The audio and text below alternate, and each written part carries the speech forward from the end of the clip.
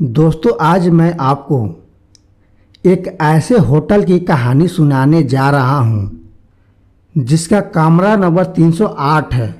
आज भी खाली रहता है क्योंकि ऐसा कहा जाता है कि कमरा नंबर 308 में जो भी व्यक्ति आज तक गया है वो खुद को हमेशा हमेशा के लिए भूल गया है।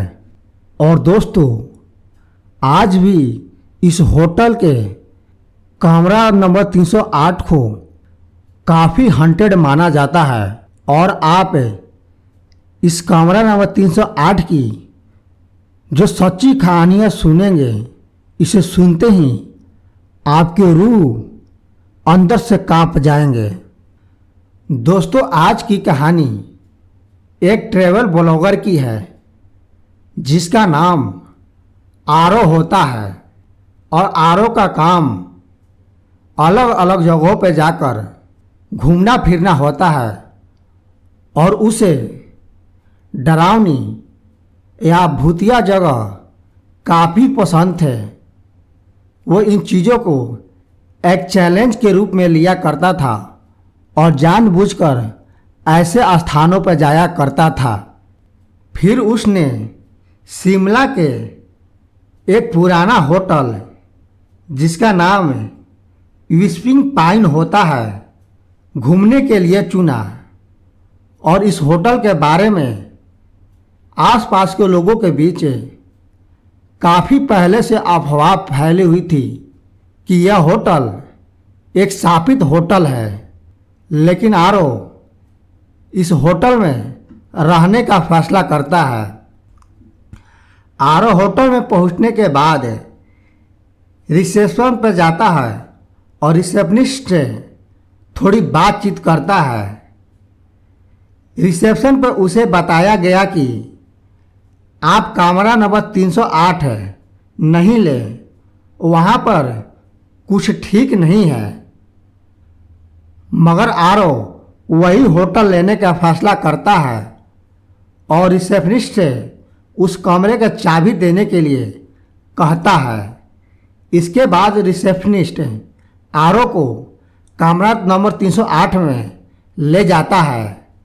फिर आरो अपना सारा सामान कमरा नंबर 308 में सरियाने के बाद शाम को करीब 5 बजे घूमने के लिए निकल जाता है और करीब 8 बजे पुनः होटल में आकर खाना ऑर्डर करता है, जहां उसे खाने के लिए खाना पहुंचाया जाता है। और खाना खाने के बाद आरो आराम से सो जाता है। लेकिन रात करीब 2:57 AM पर आरो की नींद अचानक खुल जाती है। आँख खुलते ही आरो की पहली नज़र सामने के दीवार में पड़ी एक आईने पे पड़ती है। लेकिन जब वह ध्यान से आईनों को देखता है तो उसे महसूस होता है कि वहाँ कोई खड़ा था जिसका चेहरा काला और धुंधला दिखाई दे रहा था। मगर जब वह पलटा तो कमरा खाली था। फिर आईने में उसने देखा, लेकिन इस बार वह खुद ही गायब हो गया था। उसका चेहरा आईने में दिखाई नहीं दे रहा था। आरो डर कर भागते हुए रिसेप्शन में पहुंचता है और रिसेप्शनिस्ट को बताता है कि कमरे में पड़े आईने में उसका चेहरा नहीं दिखाई दे रहा है। इस पे तुरंत रिसेप्शनिस्ट आरो को जवाब देता है, आपने आईना देख लिया है ना, और कोई आपको पहचान नहीं पाएगा। इतना सुनते ही आरो को गुस्सा आ जाता है और वह रिसेप्शनिस्ट पर जोर जोर से चिल्लाना शुरू कर देता है। वह चिल्लाते हुए यह कहता है कि यह क्या बकवास कर रहे हो, यह मजाक करने के समय नहीं है, तुम बकवास करना बंद करो। तभी रिसेप्शनिस्ट आरओ को जवाब देता है, सर अब आप उन लोगों में से एक हैं जो आईने में रह जाते हैं।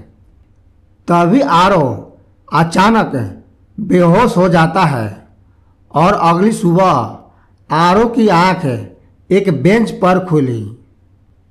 वो होटल वापस गया लेकिन वहाँ पर कोई भी होटल मौजूद नहीं होता है। फिर वह वहाँ एक सामने दिखाई दे रहे दुकानदार से उस होटल के बारे में पूछता है, जिस पे दुकानदार उसे बताता है कि वो होटल 5 साल पहले बंद हो गया था। वहाँ पर एक आरओ नाम का ब्लॉगर मर गया था। इतना सुनते ही आरओ का होश उड़ जाता है। आरओ ने फिर से उस दुकान में पड़े शीशे में खुद को देखने की कोशिश करता है, पर उसमें उसे कुछ भी दिखाई नहीं देता है। सब धुंधला धुंधला दिखाई देता है और सिर्फ एक काली परछाई दिखाई देती है। और थोड़ी देर बाद वो दुकान और दुकानदार भी वहाँ से गायब हो जाता है। दोस्तों कहते हैं कि कमरा नंबर 308 अब भी खाली है, लेकिन आज भी आईना किसी को ढूंढ रहा है। दोस्तों आपको ये हॉरर स्टोरी कैसे लगी कमेंट कर जरूर बताएं।